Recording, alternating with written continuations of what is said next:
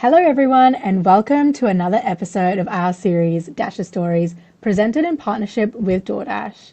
On the show, we're featuring students from around the country who are delivering food, groceries, convenience, and more to you with DoorDash. On today's episode, we're chatting to Sergio. How's it going? Hi, everything is going pretty nice. Living day by day. Oh, that sounds amazing. We want to know more about you before we get into your Dasher journey. So please tell us a little bit about yourself. Tell us where you're based and what you're studying right now. Yeah, currently I'm living in Brisbane, uh, like close to Brisbane. It's a pretty expanded city. Now I'm studying electrical engineer. I'm in my second year, uh, last year of an advanced diploma. Sorry, how long have you been delivering with DoorDash? Since I arrived here, like 2 years. I've been in the country for 2 years, and since I arrived here, I've been doing deliveries. At the start, it was like practically my full-time job, and now it's more like something more casual because I have another job. But yeah, DoorDash helped me a lot when I arrived here, to start and settle down. Why did you want to start dashing? Why was that your choice when you first moved here? Uh, I think I can talk for a lot of people, a lot of students that arrive here first time, and you're not that confident with the English. Yeah, uh, as I said, like I arrived here and I was also learning English because that's a pathway to study. So I wasn't that confident. You arrive here, you have to look for a job, you have to go, I don't know, like go to restaurants, stores everywhere, and give your resume to all of them, and sometimes you don't get anything, any reply. So DoorDash is one of the options that we have to like start making money by our own. I remember my first trip was in a bicycle, and like it was maybe like 20 meters. Like the house was next to McDonald's, and I had that trip, and it was my first trip, and I, I think I will never forget that. Oh, wow. So the trip was 20 meters from your house? No, no, no, no, no, like 20 meters from McDonald's to the house of the customer. So I was Yeah. so lucky that I was just next to it. Yeah, that's a great first trip to start your dasher journey with. I don't know. I feel like I was lucky at that moment.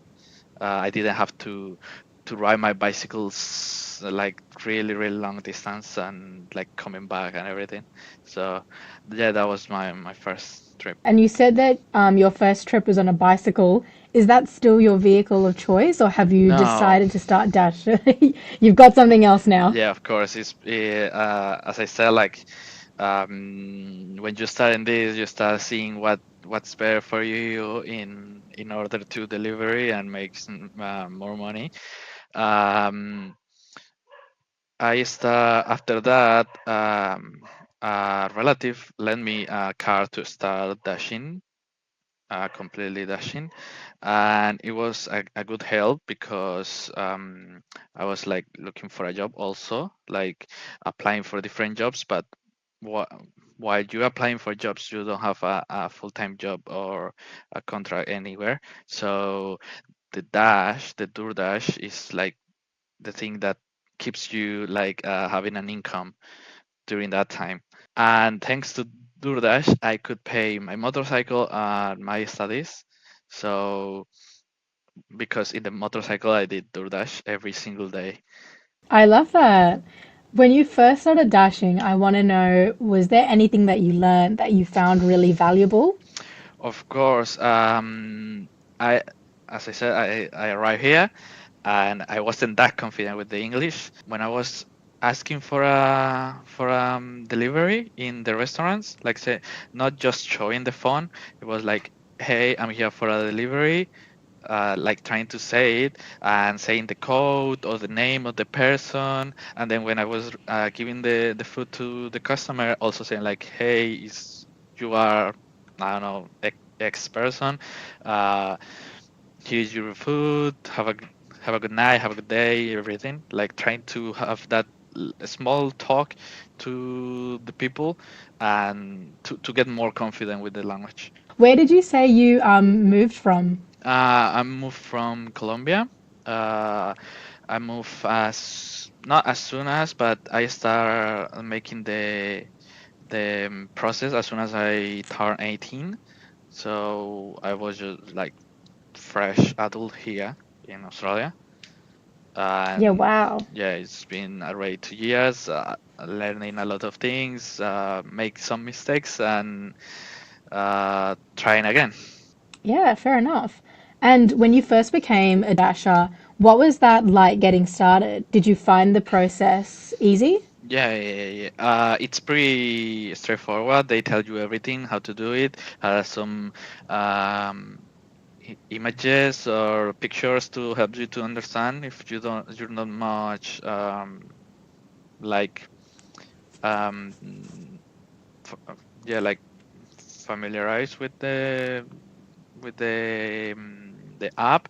Also, what I've seen, because I was here new learning the English, I wanted to have the app in English, but I've seen people that can have the app in their own language, so it's easier for them to understand or where to go or what are the instructions for the deliveries. So that's something that is, I think, helpful for the dashers. On the weekends, there are some like rewards for dashing because it's pretty busy, so you can have plus $1 every single delivery, so it makes you like motivates you to continue dashing. And how did you find balancing dashing with studying and general life stuff? Was it flexible with your schedule? Yeah, yeah, yeah. As I said before, I used to live like 40 kilometers away, so it's a kind of rural part, like countryside, kind of like that. It's more like just a suburb, but the thing is that the good thing is there were not many dashers, so it was pretty busy every time that I was going home. So my afternoon every day was just doing DoorDash in the motorbike. Like I finish my English class like 12:30 in the city from 2 to 9 p.m. doing DoorDash the whole day, and in 1 month I could pay my studies that they weren't cheap, and the motorbike. And in your dashing journey, have you personally picked up any really good food from somewhere? What I realized is that there are so many different restaurants, different cuisines here in Australia. Like there are too many, not too many, like so many, like different kind of food, and that's kind of great because sometimes you don't know what you feel like to eat, and you just have that many options here that it's I don't know. I feel like it's interesting that everything like I don't know. You just go to a food court and you have two like you can have Thai food, Japanese food, Mexican food, from like everywhere in the world. And for anyone who's maybe interested in dashing themselves, what's the piece of advice that you would give them? Um, advice. My advice would be that dash because they want and feel like motivated to do it. Like as I said before, I wanted to talk to people, to improve my English, to feel confident to everything. So if they want to, if they feel like scared of talking or feel scared of yeah, like communicating to someone else, I think this can be the perfect place because you just can be yourself. I think, yeah. Uh, you don't have to like you can memorize some things, and but you can always be like relaxed and in your own, like like that. I think. Yeah, it's, I I think know you what you you got mean. my point. Yeah.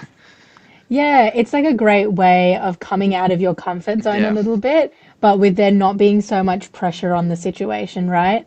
Yes. I remember once I was working in a different job, and one car arrived and started asking me things, and it was this girl that was like she was lost. Yeah. but she was in a car and she was delivering food. And she showed me her phone, and it was DoorDash, and the app was in Spanish. So I was like, "Oh, do you speak Spanish?" And I said, "I speak Spanish too," so I could help her to say like, "Oh no, you just got the wrong address. You just have to go this way, and that's the real address."